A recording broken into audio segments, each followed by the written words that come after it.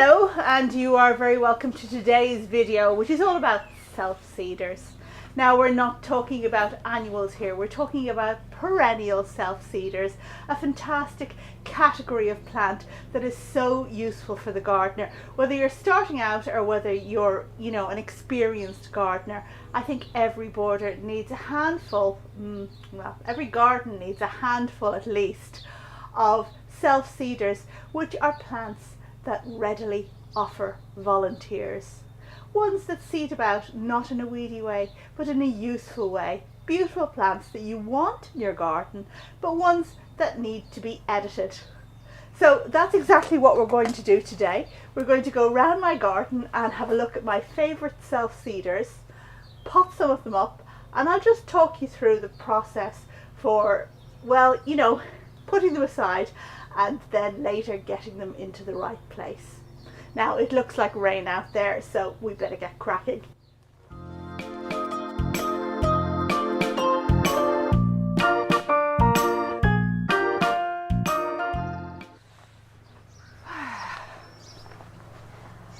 Well, if you're new to the channel, you should know that I'm Rachel from Douentza Garden in Ireland, and I garden in what roughly equates to as hardiness zone 9. Now, we don't use that system here in Ireland, so just take it as a rough guide for what I'd get through the winter. Now, I'm going to start over here, and this spot is a particularly shady spot that I love so well, and I don't know if you can see, but there is a very light, airy plant, not in flower yet, but poking up there at the back of the border. And here we have Thalictrum delavalli, a species Thalictrum. I love Thalictrum so much. And this one kind of dances around this border, flowering in summer and producing loads and loads of little seedlings that are so in the wrong place because it's a bit shady in here, but they still come up and they flower anywhere. But you know what? I have another spot in the garden where I could do with some of these little seedlings. Now, it's very hard for me to get at the seedlings of this plant from around here. So what we're going to do is we're going to go round to the back of the border where I do see some of them popping up, and we're going to put them into pots.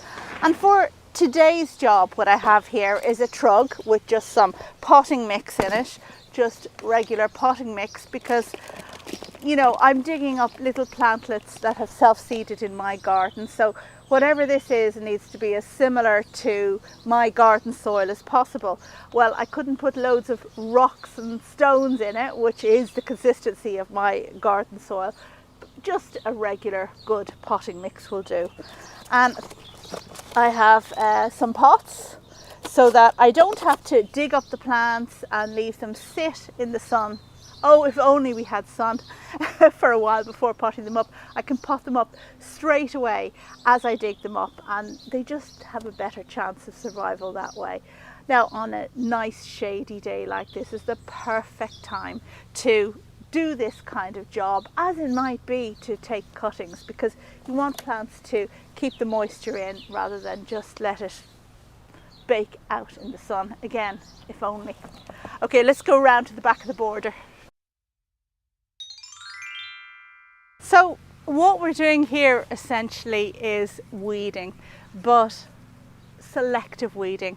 Any plant in the wrong place is actually a weed. So all of my little Thalictrums in here, they could just be weeded out whenever I get around to, weeding this border. And there are several other things in here which I certainly don't want. So in order to do this job, what you really need to know is what you're growing in your garden and what your weeds look like and what your seedling plants look like. It's so easy to say, especially when you're starting out as a gardener, that I'll just plant self-seeders and I won't have to do any work. I'll just have a sea of plants that come back.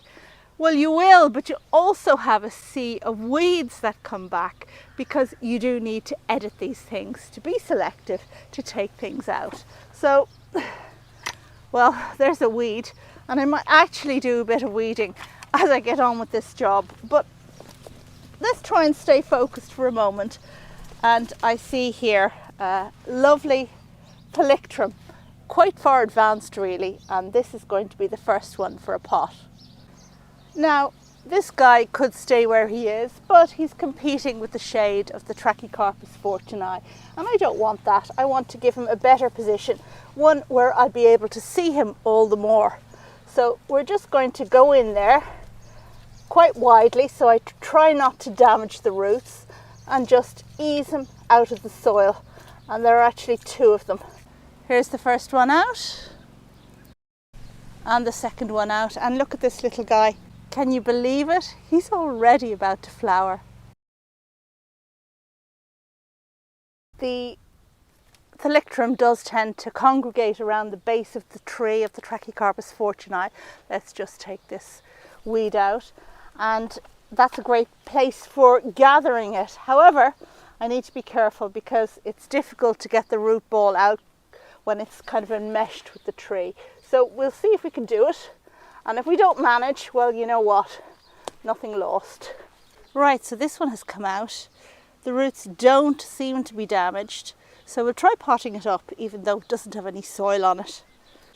And here's another one that's come out beside the tree. Roots seem a bit damaged on that, but we'll give it a try. Okay, so let's pot up these little plants. And I'll just pull my bucket over here. I have regular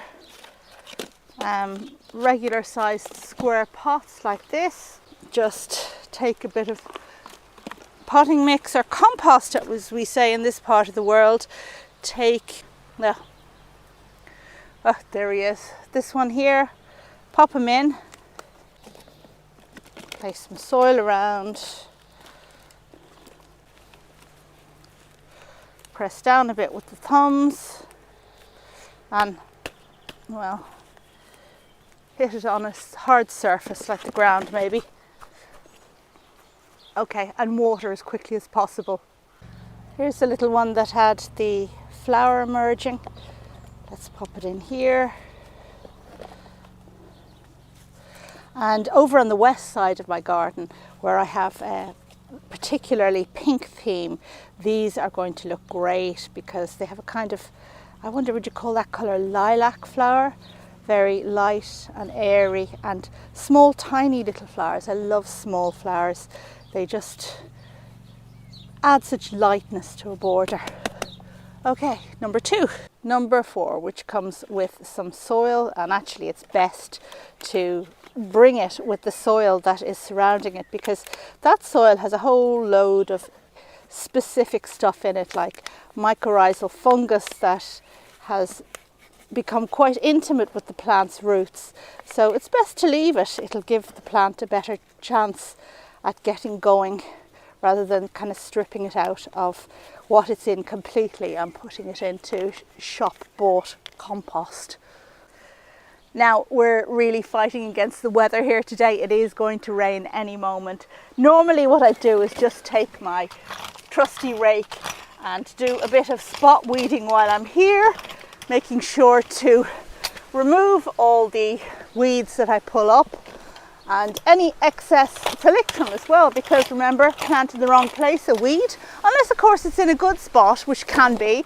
It can happen sometimes that plants seed in a place that it would be good for them to grow, and then I would just leave them. But because we're going to rush to try and get this video done before the rain starts, let's just get going.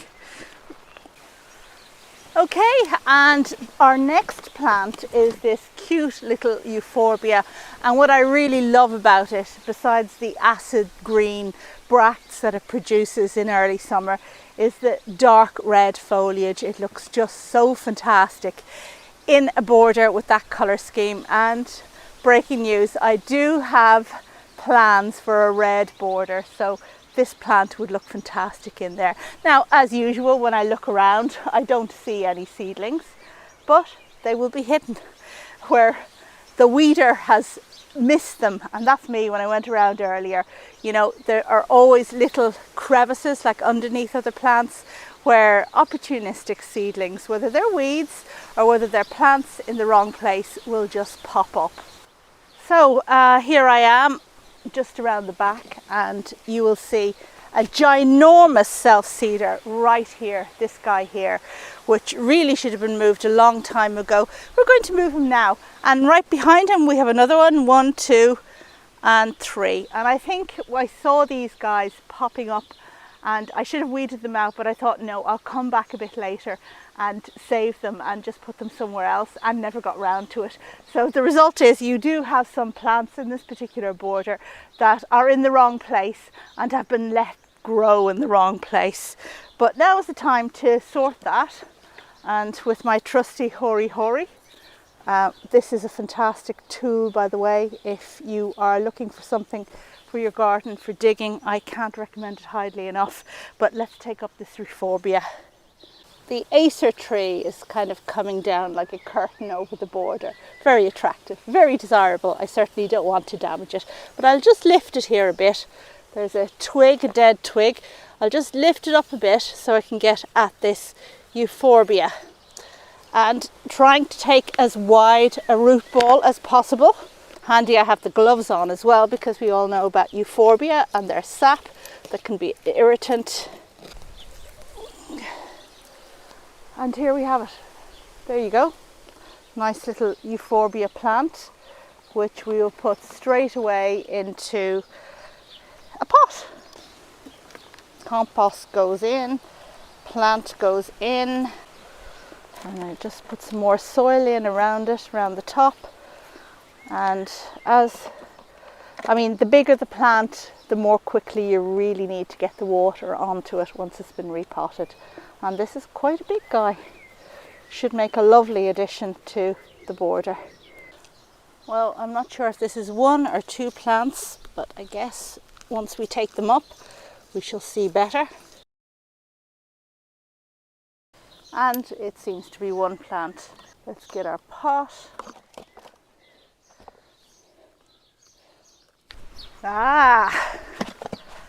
And here we have one of my favorite plants.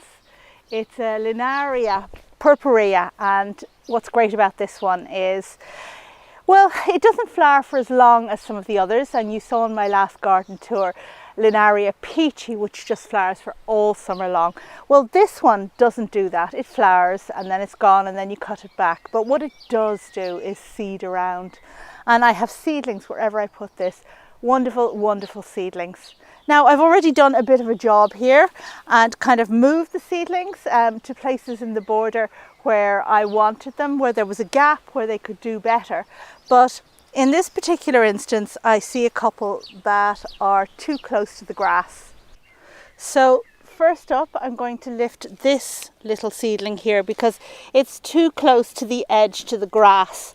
Now, I think I left it here last time. I thought it would be okay, but sometimes it's hard to see how things are going to look when they get to a proper height or a proper size early on in the season. And it's definitely too close to the edge here. It's going to get hit by the lawnmower, and we can't have that, especially when I can very well use this plant somewhere else in the garden. And I just pop it into the pot, put some soil around it, a little bit more, and there's my first Linaria seedling. So let's move around a bit to just behind this grass. So between the grass and the variegated daylily, we have a number of these plants that are far too close and they're just going to be wasted there. So I'm going to take these up. If I can get somebody to hold the grass back for me, it'd be great. But the roots aren't very big, so I can actually do it with one hand. There we go, there's the first one. Second one, quite small. Third one. So in we go with the seedlings.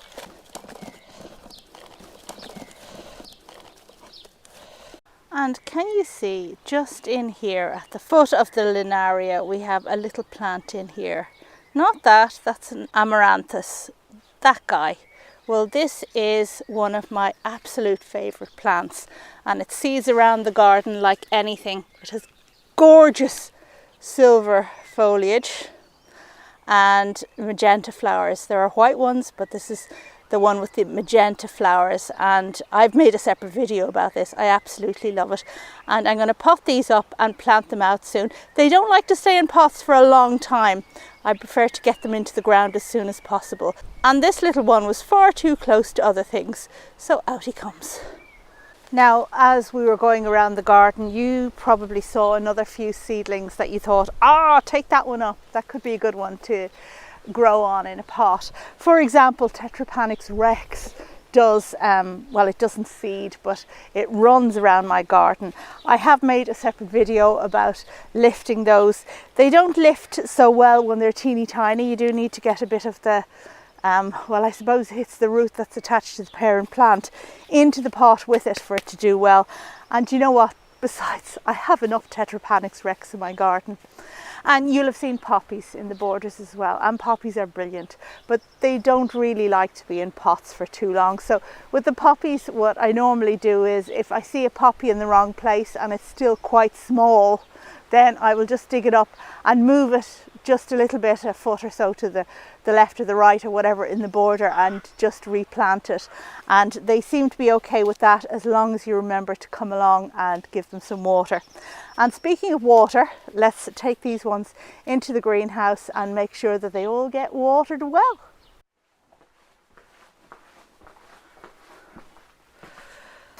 Okay, time for some watering. And a good tip for gardening that I've always lived by is that whenever you touch a plant, whether it is dig it up to pot on like this, or divide it, or even just, you know, take a little bit off the side, you should always then water immediately as possible. And sometimes when I'm going around the garden, I bring a little watering can with me and just if I'm taking a slight bit off the side of a plant, not exactly dividing, but just helping myself to a little extra, then it gets watered immediately. The parent plant and the little bit. Those are my new plants for putting out in the border. After I finish this video, I may go back and take a few more because there were more, and you know, I wanted to make things as succinct as possible, so I didn't spend ages looking around underneath trees for extra seedlings. And of course I'll go back and weed those places where we clearly saw the weeds, but I didn't get a chance to do them now because we seem to be lucky. There doesn't seem to be any rain today. What a blessing. Okay, so I guess that brings me to the end of this video. Just a little reminder that if you're gardening in my part of the world in June, jobs to remember for this month would be to deadhead Aquilegias and to deadhead your hellebores. Otherwise, well, you'll have seedlings everywhere. You could do as I've done here and go around, collect them, pot them on, and disperse them around your garden at a later stage. It's entirely up to you, but I find with things like hellebores, for example, that they will seed into the center of the parent plant, which might be a very fancy cultivar, and you certainly don't want that to be overrun by a hybrid juvenile that is more vigorous than the parent. Oh, and if you are doing this with hellebores, a little trick is when you collect the seedling, definitely take a good chunk of the earth that it was in and put it in the pot with the hellebore. They seem to suffer greatly if you take off all the earth that they came in. They really need whatever mycorrhizal fungus or whatever is in the soil there that they were benefiting from. They need that to come with them as they grow on in little pots in your greenhouse. Okay, that's about it. Thank you as always for watching, and I will see you on the next video. Bye!